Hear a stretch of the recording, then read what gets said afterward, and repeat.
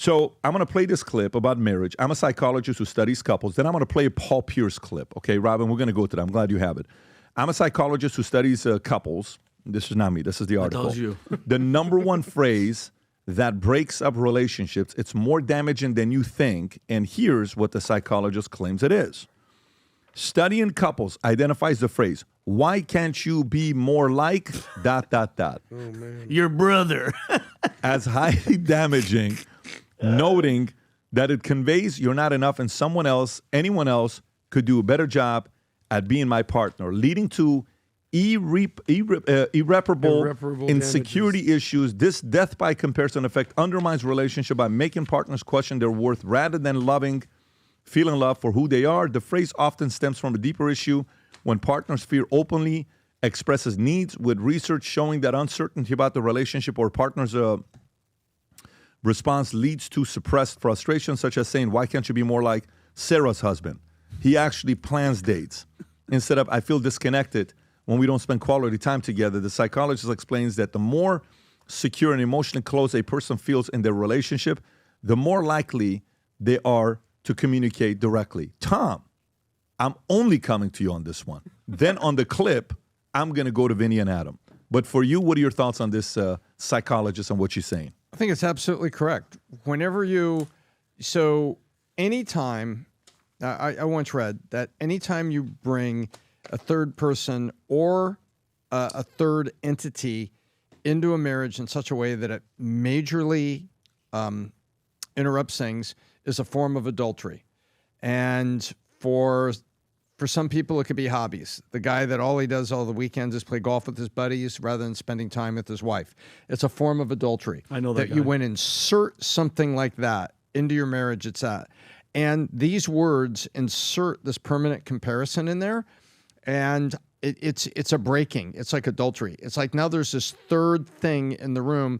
Your wife says, I love you. You supposedly love me, but you love this remembrance of this other person more. And so now you're saying, why can't I be more like that? It's like that other person's in the room.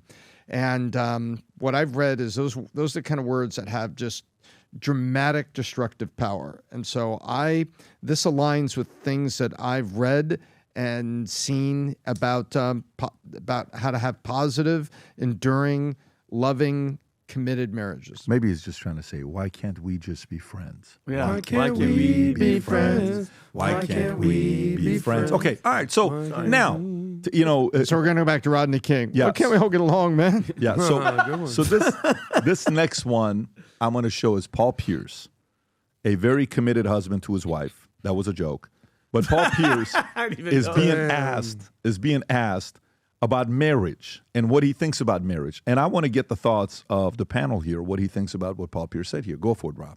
Marriage is for old people and poor people.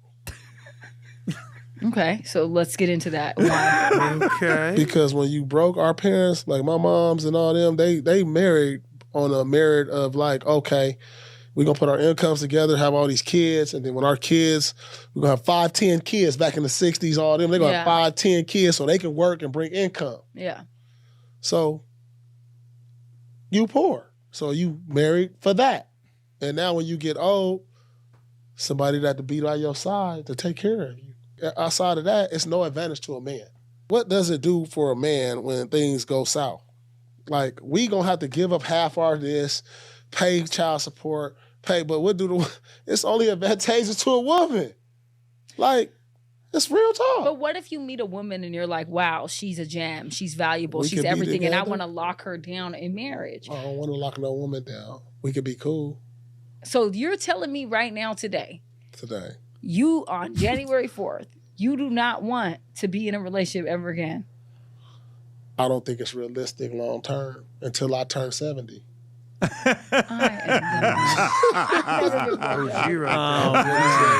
Until I turn 70, that's the only realistic part I see. Because we both old, we ain't out in the streets. Adam, I'm going to come to you first. Go ahead, Adam. At least he's being honest.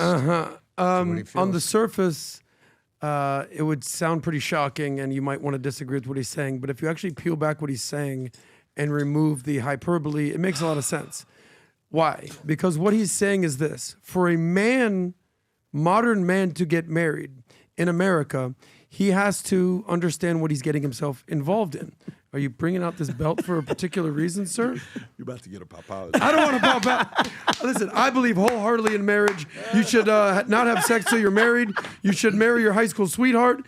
Don't shop around for better women out there. Find the first woman that loves you. But the reality is this. But the reality is, Keith said you have to be ready to pay with your life. All you needed for Adam is a belt.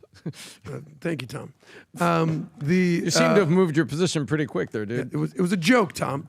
The belt. Don't hurt me. I'll say whatever you want. The reality is for men in America today, these are going to be two totally different things. Do you want to find someone to share your life with? Do you want a relationship? Do you want to have kids with somebody? Yes, yes, yes, yes. Do you want to be married to the government? Do you want to have half your stuff, if not your entire life, taken? Do you want to be a part of the 98% of men who end up paying alimony? Do you want to basically not be able to see your kids? Do you want to have to pay child support to a woman who won't let you see your kids? There's an ugly other side to this marriage thing. Every one of those things he said can be fixed. Exactly. But one of the best things I ever heard you possibly say is, marriage is risky. Tom, let's grow up for a second here, guys. Good, Tom. I'm taking a bong hit, so that makes sense. Tom is literally making bong hitting noises here, and I'm the childish one here on the podcast. Okay, guys, let's continue. One of the best things you ever said is, not getting married is risky. I'm sorry, getting married is risky. Not getting married, even riskier. Having kids is risky. Not having kids, even riskier. Starting a business, risky. Not starting a business, even riskier. There's so much truth in that. But the reality is the grass is always greener on both sides. You just have to know what you want out of life and go for that. But I understand what Paul Pierce is saying. But I also understand why someone like him. Rob, can you do me a favor and pull up this guy who's a divorce attorney who tells a lot of stories. He talks about his own personal divorce. But watch what he says caused couples to never come back to him for divorce. You have to watch this clip. Go ahead, Rob. Play this clip. He's on Huberman Podcast. Go ahead. Done probably hundreds, if not thousands, of prenups over 25 years. I think there may be 5 people that I did their divorce after they had a prenup. Really? Yeah. I think people need to hear that again. I think that, yeah. So I've done hundreds, if not at least 1,000 prenups in 25 years. I probably do 2 or 3 prenups a week. So I do a lot of prenups. Most of my colleagues do a lot of prenups. And I've never asked my colleagues this, but usually when you do a prenup, you have a good relationship with the person by the time it's finished. It's a transaction people feel good about. It's a divorce. Sometimes you finish a divorce and the person's like, oh my God, I never want to see you again because you remind me of this really dark chapter. But prenups, it's usually a very friendly transaction. It's positive. This is surprising to me. So people who prenup tend not to break up. Yes, that rhyme. Yes. Ooh, yes. I think many people will be very surprised to hear that. I think it's self-selecting. I think the kind of people who can have a conversation that you need to have in order to discuss and negotiate. And again, there's another term. I don't think it's the right term, negotiate.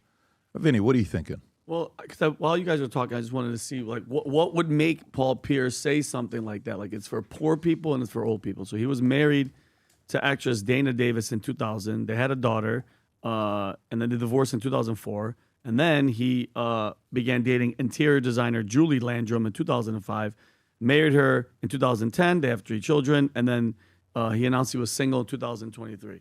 I mean, I don't know the history. I don't know what the relationship was, if there was prenups and if there was all this. It sounds like, he's paid a lot of money. Maybe he did, or looks like from the sound of him being like that, I don't think he signed a prenup with the earlier ones. So he's probably bitter and he's spending a lot of money. And it's like, listen. But why do you think he said 70? Did he say 70 because at 70 he's going to need somebody to take care of him? Maybe his testosterone level is going to be lower, so his desire to want to be. Desire and done playing around, done being that guy. And then number 2, you're old and you want somebody like, you know what some other people do? They get a dog. They get a cat. Adam gets 2. But I think it's he's been hurt. He's bitter right now. Some countries they get sheep, they get pigs, they get other types of. I don't know what you're talking about. Yeah, but I think he's been through it. He's seen it. He's bitter. Eastern Hemisphere, Western. Totally different. Totally different. Yeah. But that's what's that. And by the way, again, that's his prerogative. That's what he wants. Good luck. All right. So can I say one more thing? Because I actually get your belt. Well, I mean, go ahead. There's only one person here on this panel who I believe has been through a divorce. You're not the only one. Oh, Tom as well? I'm just saying, you're not the only one. And you're not so I've been through a divorce and I had a prenup and the relationship was rocky as hell. But the divorce, because of the prenup, actually seamless. Not an issue. These are the rules of engagement. These are the rules of what's happening here. We ended up being very cool mutual friends at the end. Hell of a guy, I'll tell you that much. No, joke. Great girl, and she's now married. Now she's starting her own family. She's doing her own thing. But the prenup basically established these are what the rules of engagement are going to be. There's a famous line, holla, we want prenup. Yeah, because when she leave your ass, you're going to leave with half. If you don't have that prenup, you're going to take it to the cleaner. So I totally understand why having a prenup is imperative for both sides. No? Don't you feel pretty strongly about prenups, PB? Oh, I'm a 1,000,000% prenup guy. Okay. I'm a 1,000,000% prenup guy. I think it does everything for everyone to know what the risk is and allows the man to actually work harder. Yeah. It allows the man to work harder and provide more, and it causes everybody to understand what's at stake if you do something dumb. And it's not like no one's going to do anything dumb. I mean, you have to realize we're all sinners. We all do dumb things in our lives, but you don't want to make the big dumb mistakes. If you do, it's going to be costly in a big way. So I do think what Paul is talking about as well is when you go through the life of playing around for too long, that whole phrase, what is the phrase? Why can't you be like your brother? Like Johnny. Yeah. When you're at that age and you've been around, you're like, why can't you have her butt, but her personality, but Mary's lips, but Jackie's legs, but Cindy's this, and that person's father, and this person's mother, and that person's sister, and this person. So why can't you have that? No. Because you have like so many different things, so it's hard for you to see. Anybody you see and you date, in one area, they're not going to be as good as another person you've had. Anybody. That's true. So that's the challenge that it becomes for a guy like Paul Pierce. How old is Paul Pierce, by the way? I don't know how old the guy is. I want to say probably about to be 50, is he? I'm guessing. 47. 47. Okay, 47 My bad, Paul Pierce. He's my age. The truth. Wow. Guess what? We're exactly October 18th, baby. He's 13th. Wow, look at that. He's a He's year 1 year older. and 5 days older than me. Yeah, they say that Paul Pierce is, what his nickname was? He played ball, the right? Truth. He was the truth. So do you think what he's saying is the truth, or is he spitting? I think it's his truth. I think it's his truth, and you know what they say about my truth these days? Yeah. So, but Truthiness. But listen, it is what it is, and it is a topic of discussion that a lot of people are having. But like Adam said, there are risks to being married, but there are risks to staying single. There are risks to having kids, but there are riskier times to not having kids. You got to manage your own risks. So we officially now have a collaboration of ties with Stefano Ricci. We have this jacket that just came out, new ties with Valuetainment. On it, a blue sports jacket that looks amazing with the Valuetainment logo, the button. I don't know if you saw the button there with the Valuetainment logo on the side of it. Subtle tie and Valuetainment belt. Absolutely sick belt that we have. Again, this is for those that are business owners. Can you show us this jacket here that you have, Chris? Go for it. Let's go to Chris here. Appreciate it. Thanks, Pat. So we're going to walk you through our 16 units that we have of this lamb skin leather aviator bomber here. 100% lamb skin. I'm going to walk you why. You're saying, Chris, it looks like we have a couple logos. We don't know what's going on, but let me walk you through why it's special. Obviously, Lion Shield branding, right? Let's walk you through what these degrees mean. This is exactly our degrees here. We're on a landing pad here in Florida. This is where we take off with you guys sitting at home. And let me walk you through why it's special on the inside. So one of the things that Pat has said to us and mentions every day. So we have a little leather patch here. It says, greatness isn't reached by staying on the ground. It's earned by taking off when others are afraid to fly. Oh, man. So my man Pat came up with that. It makes sense with our aviator jacket. Let me walk you through our custom lining. You can see. That is sick. That is VT with our Lion Shields. I love it. Each of the 16 that are remaining are going to be hand-signed by Pat with this leather patch. So each one is going to be signed by Pat here on corporate. You're going to see him. We're going to do it right now for you guys just to show how special it is. If you want to show the back, what's on the back? Turn it around. Yeah, let me finish. So when you make that statement, when you walk away, you walk out of that room, you get out of your car, your jet, wherever you're going. That's what you're going to see. You're Featureless setting a strike, statement baby. here. Sick. So and then flip American flag on the side. Bring it over here, Chris. Let One me last sign thing, that. too. 2 hours of sandblasting, literally to make that American flag. Really? Let me tell So you. someone that sat there for is 2 sick. hours. And when you put it on, it's ridiculous. unfreaking believable. I'll sign that, Rob. If you can go on the VT merch as well for this limited edition items that we have. By the way, there's only 16 of these. The Stefano Ricci ties, they're all numbered out of 50. Only 20 are left.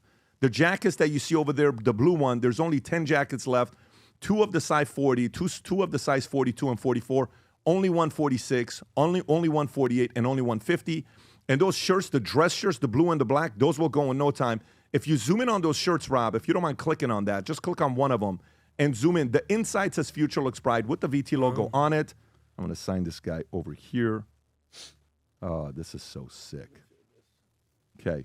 Chris, if you want to come grab this, guys, all you have to do is go to vtmerch.com to get this gear. This will literally go because it is limited. And again, if you're a business owner, if you ever see me wear these black shirts, now you're seeing what we're doing, the black and blue shirts, Valuetainment gear. Go to vtmerch.com to place your order. Limited supplies. This will go in no time. And cannot wait to see you guys sported and post pictures of it all over the place. If you enjoyed this video, you want to watch more videos like this, click here. And if you want to watch the entire podcast, click here.